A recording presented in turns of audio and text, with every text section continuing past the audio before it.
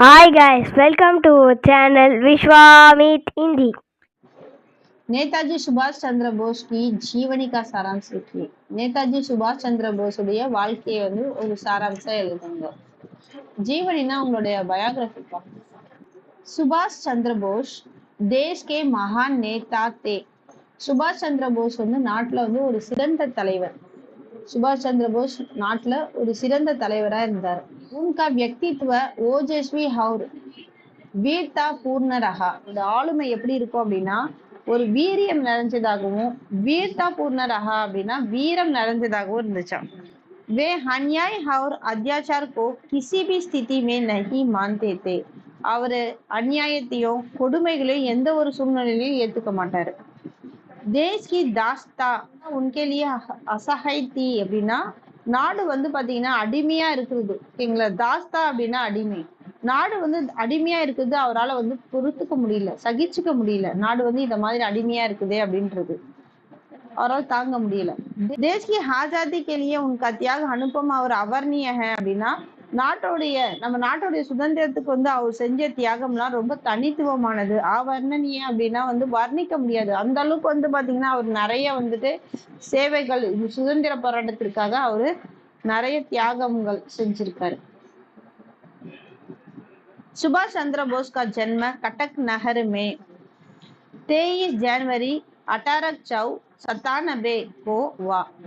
சுபாஷ் சந்திர போஸ் கட்டக் நகர்ல 23 ஜனவரி 1897ல பிறந்தாருங்க. 1897ல அப்படியே ஞாபகம் வச்சுங்க. 8+1 ஓகேவா? 8+1 9, 8 - 1 7. பிதா பாபு ஜானகிநாத் போஸ் பிரசித்த வக்கீல் தே. அவருடைய அப்பா பேரு ஜானகிநாத் போஸ்.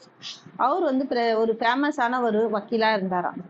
பாலக் சுபாஷ் மேதாவி ஹவுர் சுபாவி மானி தே. பாலக் சுபாஷ் மேதாவி ஹவுர் சுபாவி மானி தே அப்படின்னா அவர் சின்ன வயசுலயே, ஓகேங்களா, பாலக் சுபாவ்னா சின்ன வயசுலயே அவர் ரொம்ப மேதாவியா ரொம்ப நாலேஜான ஒரு பர்சனா இருந்தாரு. அது மட்டும் இல்லாம சின்ன வயசுலயே அவர் எல்லா விஷயத்துக்குமே மரியாதை எதிர்பார்ப்பாராம். அப்படின்னா சுய மரியாதை அப்படின்ற உணர்வு அவர்கிட்ட நிறைய இருந்துச்சு. பிதாஜி புத்திரக்கோ ICS படுவானா சாக்தே தேனா. அப்பா அவர் ICS படிக்கணும்னு விரும்பினாராம். लेकिन सुभाष ICS पढ़कर पराई सरकार की नौकरी करना नहीं चाहते थे. ஆனா சுபாஷ் சந்திர போஸ் ICS படிச்சுட்டு மத்தவங்களுடைய கவர்மெண்டுடைய, ஓகேவா, நம்மளுடைய சொந்த நாட்டுல இல்ல, மத்தவங்களுடைய இப்ப பிரிட்டிஷ்க்கு தானே நம்ம வேலை செய்யணும் அப்படின்னு சொல்றதுனால அவரு அதை விரும்பலையும். फिर भी पिताजी के आदेश अनुसार वे इंग्लैंड गए और ICS परीक्षा में उत्तीर्ण हुए. இருந்தாலும் பாத்தீங்கன்னா அவர் அப்பாவுடைய ஆர்டருக்கு ஒபே பண்ணி என்ன பண்றாரு, இங்கிலாந்து போயிட்டு ICS படிச்சுட்டு பாஸ் ஆயிடுறாராம். सच्चे देशभक्त सुभाष ने अपनी अंतरात्मा की पुकार सुनकर ICS को इस्तीफा दिया और भारत लौटे. அதாவது உண்மையான தேசபக்தனா இந்த சுபாஷ் என்ன பண்றாரு, அவருடைய உள் உணர்வுடைய சொன்னதை கேட்டுட்டு அவர் என்ன பண்ணாரு, ICS பாத்தீங்கன்னா ரிசைன் பண்ணிட்டு இந்தியாவுக்கு திரும்பி வந்துட்டாரு. ICSனா என்னமா? ICS நான் சொன்னா அடுத்தது நீங்க கொஸ்டின் கேட்கணும்ல, ICSனா என்ன மேம் அப்படின்ட்டு. Indian civil service, ICS Indian civil service படிச்சாரு. அவருடைய உள் உணர்வு சொன்னதை கேட்டு அவர் என்ன பண்றாரு, இந்தியன் சிவில் சர்வீஸ் அப்படின்ற அந்த போஸ்டிங் அவர் ரிசைன் பண்ணிட்டு இந்தியாவுக்கு திரும்பி வந்துட்டார். सुभाष चंद्र बोस भारत में देश बंधु एवं नेम पा चित्तरंजन दास के साथ मिलकर सरकार के खिलाफ आंदोलन में भाग लेने लगे. அவருடைய ஒரு ஃப்ரெண்டு, ஓகேவா, இந்தியாவில் இருக்க ஒரு ஃப்ரெண்டு சித்தரஞ்சன் தாஸ் அப்படின்றவரோடு சேர்த்து கவர்மெண்ட்டுக்கு அகெயின்ஸ்டா, என்ன கவர்மெண்ட், பிரிட்டிஷ் கவர்மெண்ட்டுக்கு அகெயின்ஸ்டா போராட்டத்துல கலந்துக்கிட்டாராம். इस वजह से उन्हें कई बार जेल की हवा खानी पड़ी. இந்த காரணத்தினால அவர் நிறைய முறை ஜெயிலுக்கு போக நேர்ந்துச்சு. जेल से छूटते ही वे सरकार के खिलाफ अपनी गतिविधियों को और तेज करने लगे.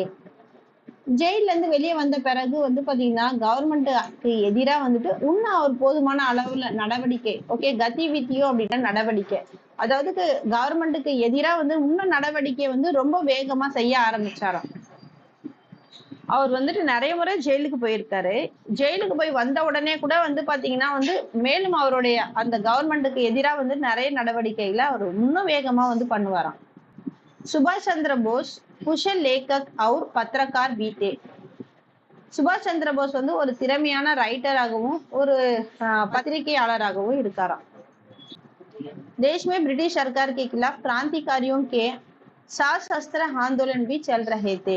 நாட்டுல இருக்கிற பிரிட்டிஷ் கவர்மெண்ட்டுக்கு எதிராக வந்துட்டு புரட்சிக்கார ஆயுத இயக்க போராட்டத்துல இவரு நடத்தினாரு. காந்திஜி வந்து நான் வயலன்ஸ் எடுத்திருந்தாரு. நான் வயலன்ஸ் இவர் வந்து ஆயுத இயக்க படை அப்படின்னு சொல்லிட்டு ஒரு போராட்டம் அதை வந்துட்டு நடத்திட்டு வந்திருந்தாராம். சுபாஷ் बापू इन आंदोलन के साथ किसी रूप में संबंध बनाए रखते थे. சுபாஷோட வந்து பாத்தீங்கன்னா இந்த போராட்டத்துல ஏதோ ஒரு ரூபத்துல வந்து சம்பந்தம் வச்சுட்டு இருந்தாராம். इस कारण सरकार ने उन्हें கைது किया. இந்த காரணத்தினால கவர்மெண்ட் அவரை கைது பண்ணாங்க. सुभाष जी 1938 और 1939 में कांग्रेस के अध्यक्ष चुने गए அப்படின்னா அவர் சுபாஷ் வந்துட்டு 1938 மற்றும் 1939 कांग्रेस उடைய தலைவரா தேர்ந்தெடுக்கப்பட்டாரா. लेकिन गांधी जी से मतभेद होने के कारण कांग्रेस से वे अलग हुए. ஆனா வந்து காந்திஜியோட ஏற்பட்ட கருத்து வேறுபாடு காரணமா அவர் இந்த காங்கிரஸ்ல இருந்து விலகிட்டாரு. அவர் வந்து பாத்தீங்கன்னா நான் வயலன்ஸ், இவர் வந்து பாத்தீங்கன்னா வயலன்ஸ். சோ ரெண்டு பேருக்கும் வந்து கருத்து வேறுபாடு காரணமா வந்துட்டு இவர் அதை விட்டு விலகிட்டாராம்.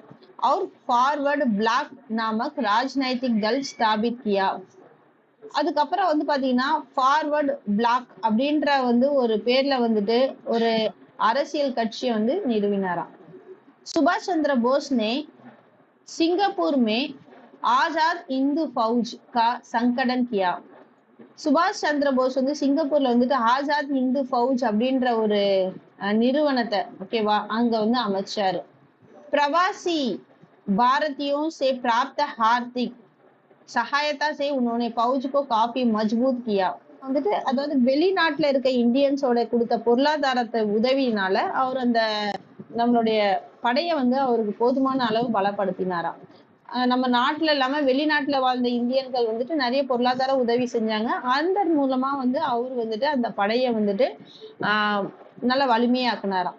வே யஹி நேதாஜி கே நாம் சே பிரசித்த हुए.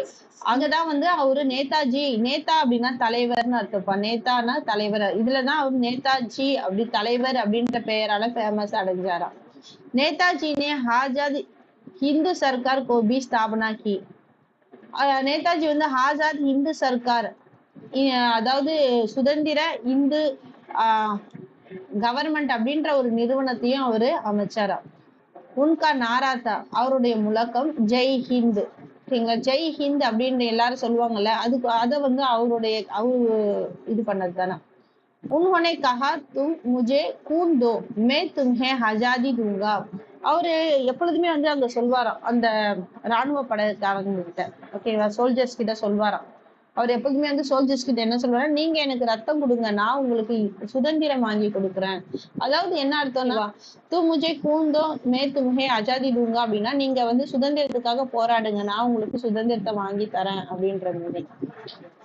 18 अगस्त 1945 को एक हवाई दुर्घटना में एक वीर ज्योति हमेशा के लिए बुझ गई.